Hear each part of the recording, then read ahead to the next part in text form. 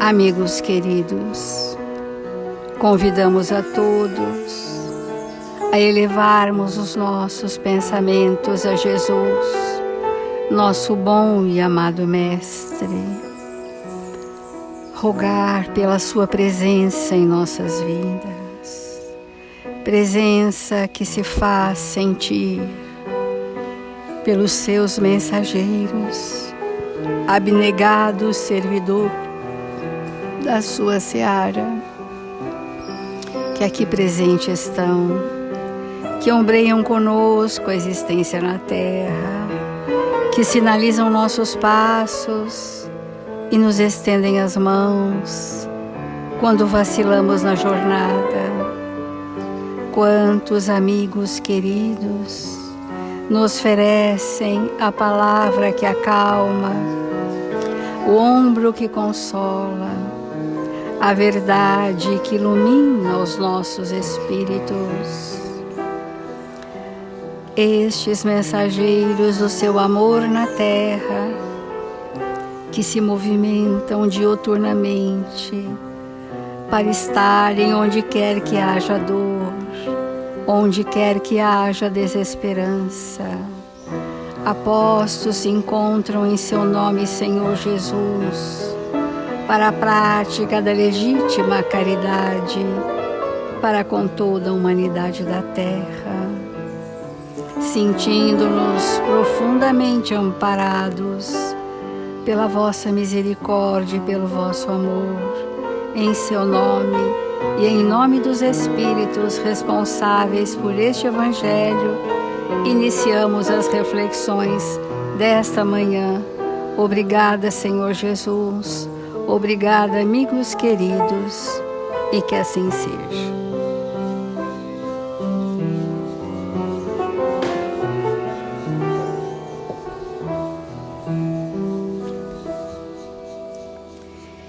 Nós estamos refletindo sobre o capítulo Amar o Próximo como a si mesmo, e dentro desse item compreendermos em nós a manifestação da lei do amor.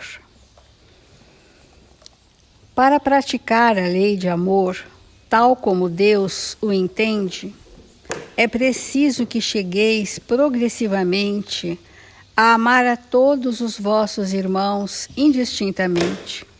A tarefa será longa e difícil, mas se cumprirá. Deus o quer, e a lei de amor é o primeiro e o mais importante preceito da vossa doutrina, porque é a que deverá um dia matar o egoísmo sob qualquer forma que ele se apresente. Porque além do egoísmo pessoal, há o egoísmo de família, de casta, de nacionalidade. Então, o maior antagonista à manifestação do amor é o egoísmo. E este egoísmo nos enclausurou em nós mesmos e passamos a viver nas exigências do meio para satisfazer os nossos caprichos, os nossos interesses pessoais. Nesse momento em que o espírito se volta para si mesmo, ele passa a estar cego para as verdades de vida eterna.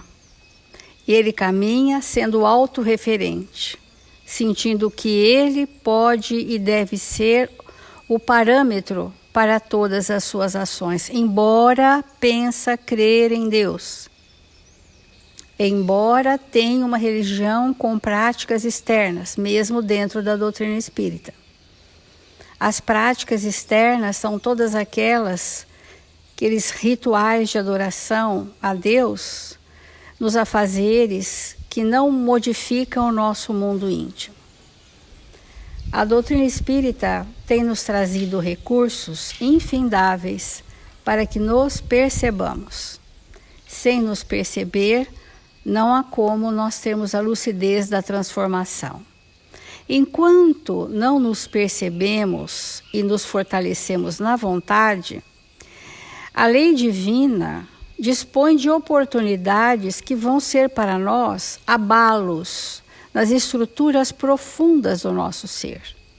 E essas oportunidades que formam abalos nas estruturas do nosso ser, uma dessas oportunidades pode ser as enfermidades. Todos sabemos que as enfermidades nada mais são do que de natureza moral.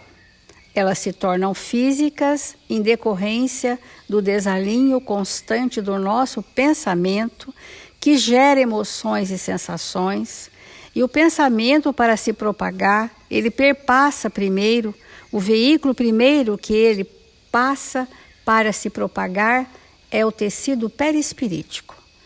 E nesse tecido perispirítico, nós vamos deixando os nossos resíduos das nossas criações mentais distantes da verdade.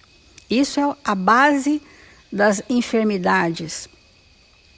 Então, esses desajustes que vão compondo o nosso perispírito, quando mais primitivos e mais grosseiros, nos incomodamos relativamente, mas nem percebemos. Chega o momento em que a aquisição do conhecimento, que é natural da evolução do espírito, e a força do bem em nossas vidas nos faz espíritos conflitados. E é nesse momento dos conflitos que, quando não percebemos a causa do conflito para sanar e sanear, nós somatizamos nas graves enfermidades. Muitas dessas enfermidades são planejamentos reencarnatórios. Temos falado todos os dias como que é o processo do espírito restaurar o tecido perispirítico, se ajustando com a lei. Não adianta nós termos uma enfermidade e buscarmos remissão de sintomas sem que a causa, a matriz perispirítica não tenha sido mexida. Por que não mexeu? Porque não mexeu com os nossos sentimentos de construção daquilo que a gente não está disposto ainda. Nós temos atendido muitas pessoas na casa espírita ao longo de anos, muito enfermas, como todos nós somos espíritos enfermos. E essa enfermidade, diz Emmanuel no Pensamento e Vida, ninguém poderá dizer que toda enfermidade a rigor esteja vinculada aos processos de elaboração da vida mental. Porque nós podemos contrair algumas enfermidades sazonais, da ambientação reencarnatória que estamos inseridos, das nossas predisposições de vulnerabilidade, ok. Mas todos podemos garantir que os processos de elaboração da vida mental guardam positiva influenciação sobre todas as doenças, não é sobre algumas. A elaboração mental é a estrutura de como eu penso. E eu penso a partir de padrões estabelecidos pelo ambiente, pela cultura, pela aquisição moral que o espírito já possa ter. Então, eu penso a partir de padrões. Esses padrões do meu pensamento, eles se aglomeram, né? Eles se atraem em torno daquilo que nós vamos chamar de uma matriz geradora das nossas enfermidades. Nós temos um contingente enorme de pessoas, como ontem a Ana comentou, procurando saber o que tem. E nada tem, e vasculha, e examina, e faz. Mas a pessoa diz assim, mas eu vou encontrar. Não, mas eu vou encontrar, é alguma coisa eu tenho mesmo, e ela realmente, que ainda não tem, vai ter. Vai ter, seguramente vai ter a doença que ela está escolhendo ter. Porque é muito mais fácil para esses padrões de pensamento escolher algo físico que alguém arranque de mim, do que eu olhar para mim e dizer assim, esta é minha hora de fazer transformações. Por isso que o Evangelho de Jesus precisa ser algo que desaloja de nós esses ranços, que promove em nós reflexões e conflitos, para que a gente se sinta envolvido numa vibração que nos garanta movimentos internos profundos. Porque nós estamos atraindo para nós dores físicas desnecessárias, que elas estão instaladas no perispírito, mas que a gente já vai chamando para o corpo físico. E quando ele vem para o corpo físico e nós apenas cuidamos dos sintomas daquele corpo, nós não estamos curados. Outras enfermidades virão. E assim as pessoas se escondem nas suas dores, na vitimização, porque o vitimizado, ninguém requer dele transformação.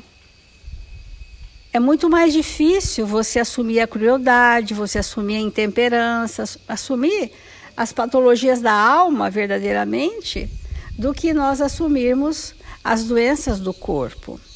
Então é chegado esse tempo do espírito de nós, e principalmente na casa espírita, tratarmos dos fatores causais que geram as nossas enfermidades.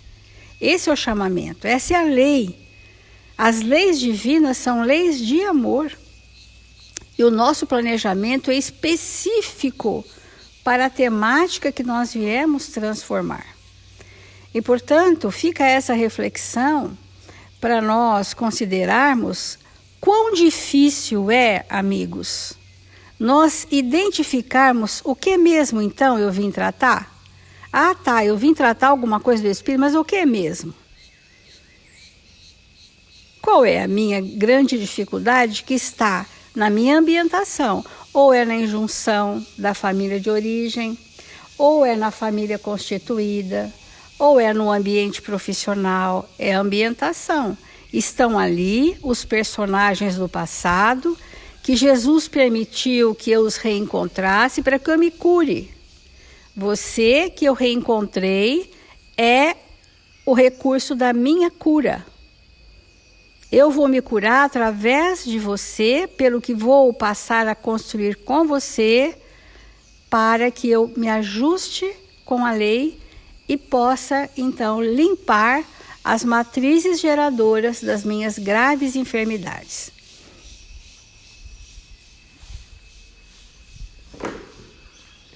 Sempre é bom lembrar que nós estamos no tema família. Nós não saímos da família ainda.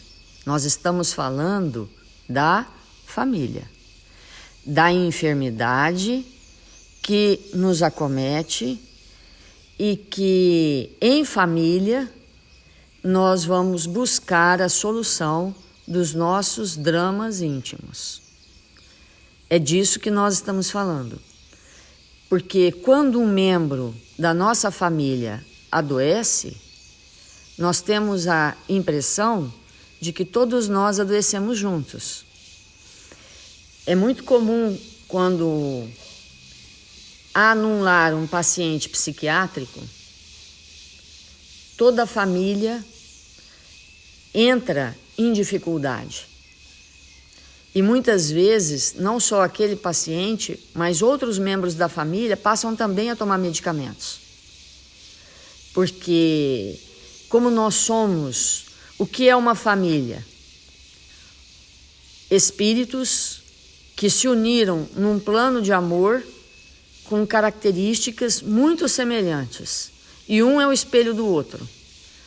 As características são muito semelhantes. Nós nos atraímos pelas semelhanças e por aquilo que nós temos que nos ajustar e por aquilo que nós temos que ampliar em nossos sentimentos. Então, nós ainda estamos falando da família. E quando um membro da nossa família está doente, nós temos a maior oportunidade de nos salvar. Porque o que é que nos salva? A caridade. É a caridade que nos salva. Então, quando alguém se manifesta doente no nosso lar, ali é a nossa grande oportunidade, é a nossa maior chance. E muitas vezes, em função da nossa imaturidade, quando alguém adoece, A gente adoece junto porque às vezes quem adoece é o esteio. Aí aqueles que são altamente dependentes daquele esteio, eles ficam numa posição de vítima. E agora, o que vai ser de mim? Nem consegue perceber o quanto o outro está em dificuldade. Então, entra num processo próprio da doença íntima, que é o vitimismo. Então, nós vamos refletir profundamente nessa questão da doença. Então, como nós falamos anteriormente, às vezes a esposa fica doente e o marido fala assim: mas o que vai ser de mim agora? Né? Como eu vou seguir? Então, o ser está pensando, de novo, outra vez, uma vez mais, em quem? Em quem que ele está pensando? Né? E ali ele está revelando as matrizes da sua própria doença, que é gerada a partir do seu egoísmo. Então, é da família que nós estamos falando, da doença na família. E como nós mencionamos ontem, esse assunto sobre saúde e doença, ele é de tão alta complexidade que precisa mesmo ser investigada com muita profundidade por nós.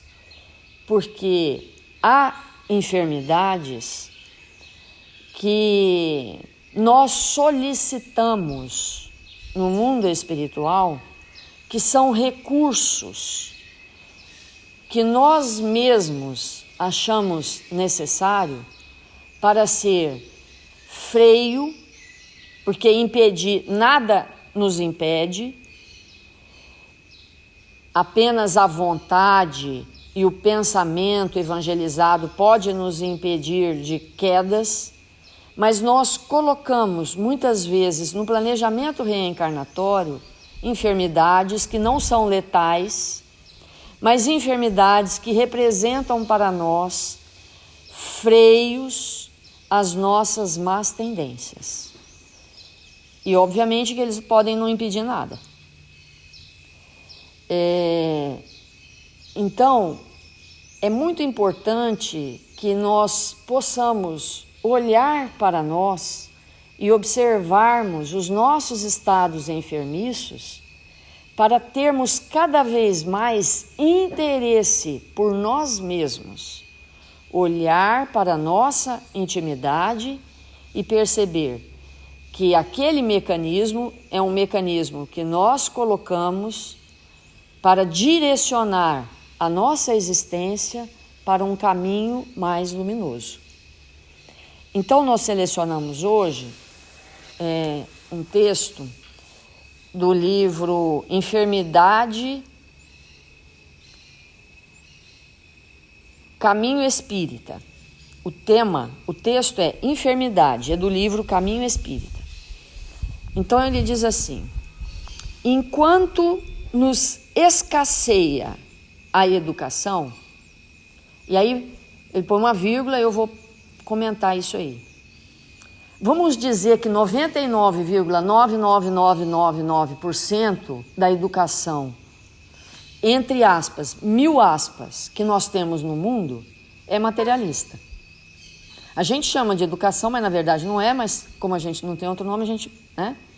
A educação que está aí no mundo, nas escolas e mesmo nos lares, é uma educação 99% materialista.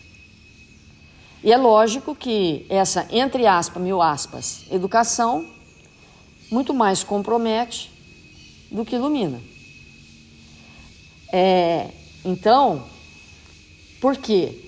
Porque aqueles que estão envolvidos na educação, seja dos seus filhos, seja de outros filhos, são materialistas. Então, é muito difícil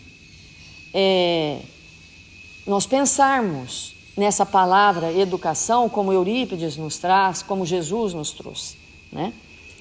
Mas Enquanto nos escasseia a educação, nos domínios da mente, a enfermidade por mortificação involuntária desempenhará expressivo papel em nossa vida espiritual.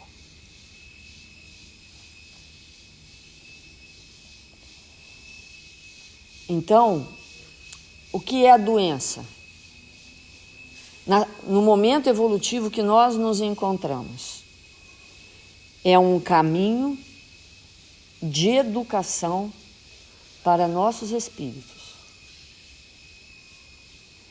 Na maioria das circunstâncias, somos nós quem lhes pede a presença e o concurso, que são essas doenças que não são mortais, entre aspas, mas que nós pedimos como elementos que serão sentinelas para nos guiar de volta a um caminho que muitas vezes nós desviamos durante a reencarnação. Na maioria das circunstâncias, somos nós quem lhes pede a presença e o curso, antes da reencarnação, no campo da existência física, a maneira do viajor, encomendando recursos de segurança para a travessia do mar. Em ocasiões outras, ela constitui auxílio de urgência. Então, nós vamos ter várias enfermidades ao longo da nossa existência, que na hora do planejamento reencarnatório, na hora que nós entramos naquelas câmaras, onde nosso perispírito vai ser remodelado, os amigos espirituais, engenheiros, vamos abrir um tema aí moderno, biotecnólogos da engenharia espiritual, atuam ali nas nossas células, nos nossos cromossomos, quebram ou introduzem determinados genes que vão expressar no nosso corpo determinadas enfermidades que terão o papel de nos educar. E ali começa um processo sobre a nossa anuência. E às vezes aquela enfermidade ela vai surgir aos 20 anos, às vezes aos 30, às vezes aos 50. E às vezes aqueles gaps, aquelas doenças que vão surgir no meio do caminho, gatilhos, elas só surgirão se nós realmente direcionarmos para um caminho que não é aquele que vai nos conduzir ao Pai. Aí nossas taxas disparam, a gente vai no laboratório e fala, nossa, o que está acontecendo? Deve ser um tumor, deve ser isso, deve ser aquilo, e às vezes não descobre nada. E às vezes surge ali uma doença crônica. E aquilo significa um alerta, porque invariavelmente estamos começando a perder a existência. E aí colocamos isso lá no planejamento. Ou seja, o que nós estamos pensando, a forma como nós estamos agindo, os assuntos que nós estamos nos interessando a partir de agora, está acordando uma memória que deve ficar abafada, aí vem uma doença para a gente se desligar daquele assunto que não tem nada a ver com a nossa vida, que não tem nada a ver conosco, para ver se a gente desperta. Essa doença veio para você sair desse clima que você se encontra, desse assunto que você começou a abordar, que vai te levar para um caminho sem volta nessa existência.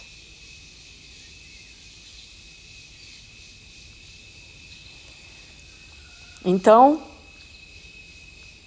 dando sequência ao texto, encomendando recursos de segurança para a travessia ao mar. Em ocasiões outras, ela constitui auxílio de urgência, promovido pela bondade dos amigos, que se enrigem nas esferas superiores, a condição de patronos de nossa libertação para a vida maior. Então, um filho começou com uma coisa esquisita, uma doença esquisita.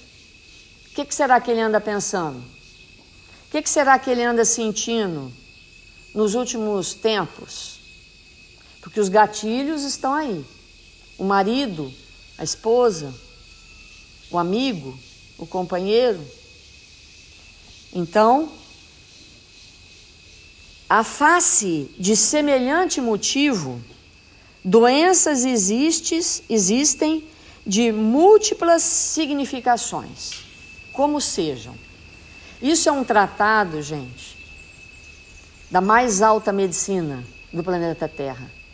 Isso é um tratado da medicina do espírito, que no futuro as escolas de medicina terão sim aulas dessa natureza. E olha o que ele diz: inibições trazidas do berço. Inibições de toda a natureza. Essa semana nós falamos da sexual, mas existem inibições de várias ordens que nós vamos abordar aqui. Inibições trazidas do berço. Então, o que é isso? Ele vai explicar.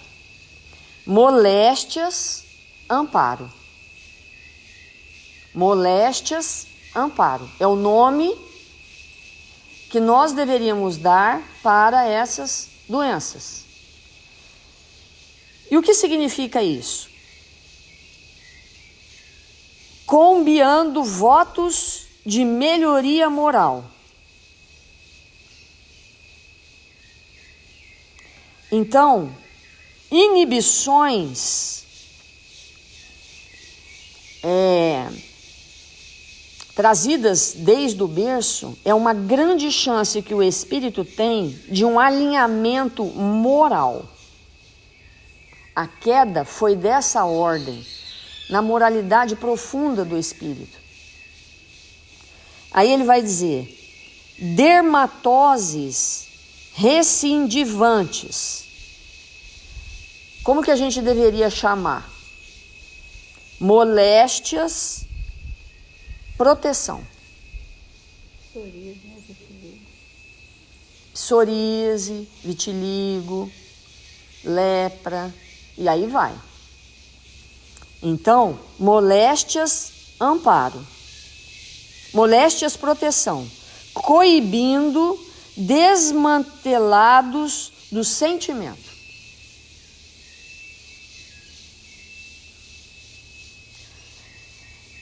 É difícil a gente pensar assim, um espírito que naquele momento tem muito problema dermatológico, existem questões a níveis do sentimento que não foram resolvidos. Precisam de auxílio. Então,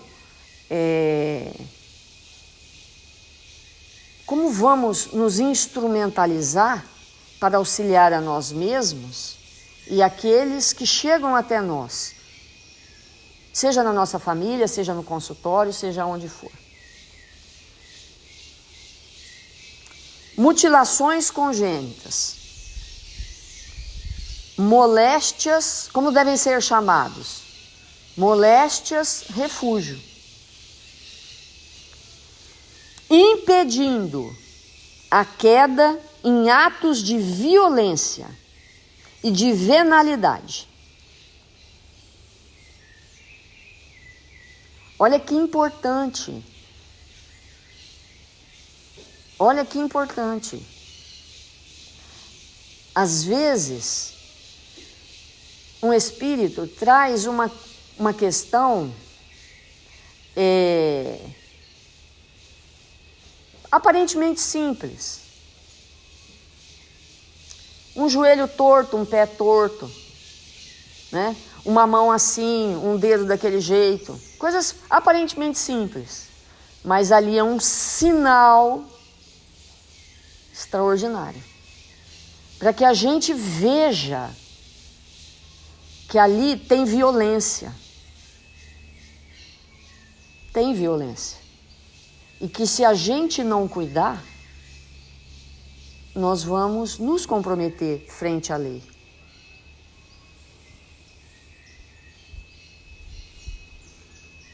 Incômodos imprevistos, que são aqueles que surgem de repente e que nem sempre a gente dá atenção. Incômodos imprevistos, moléstias, socorro. Veio nos socorrer, nos tirar de um perigo eminente. Evitando o mergulho da alma em compromissos inferiores.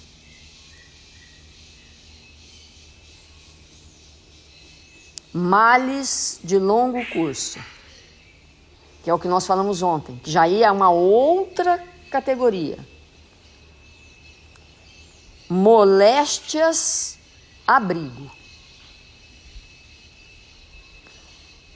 Obstando em derramamento da criatura nos tramas da obsessão.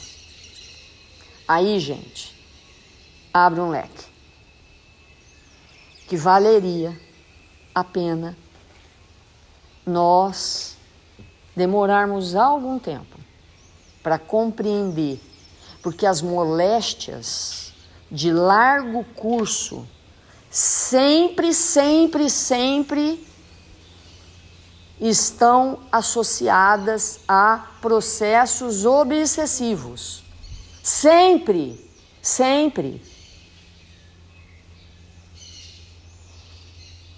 Então, é algo que merece da nossa parte uma reflexão e um estudo, e um evangelho, e um entendimento muito mais profundo. Muito mais profundo. E a lição é longa e o tempo vai a passar, amanhã a gente continua. Vamos fazer a prece.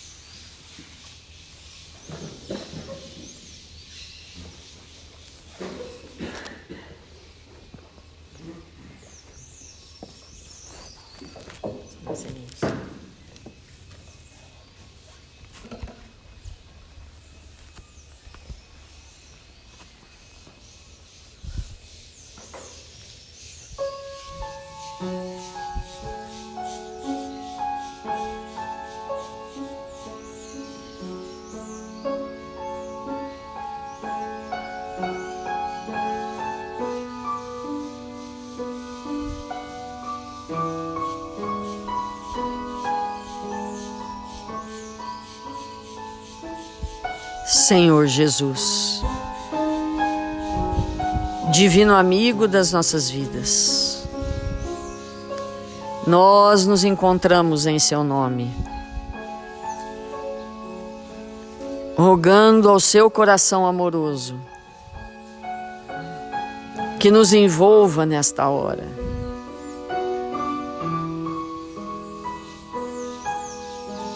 Que possa nesse momento, Senhor, trazer aos nossos corações lucidez, para que nós possamos olhar para nós mesmos,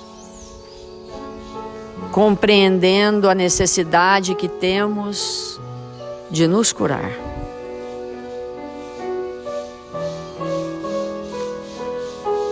De olhar para nós mesmos, de aproveitarmos esta existência para nos ligar definitivamente a Jesus. Este Espírito que o nosso Pai fez aproximar de nós para nos guiar, para nos ensinar.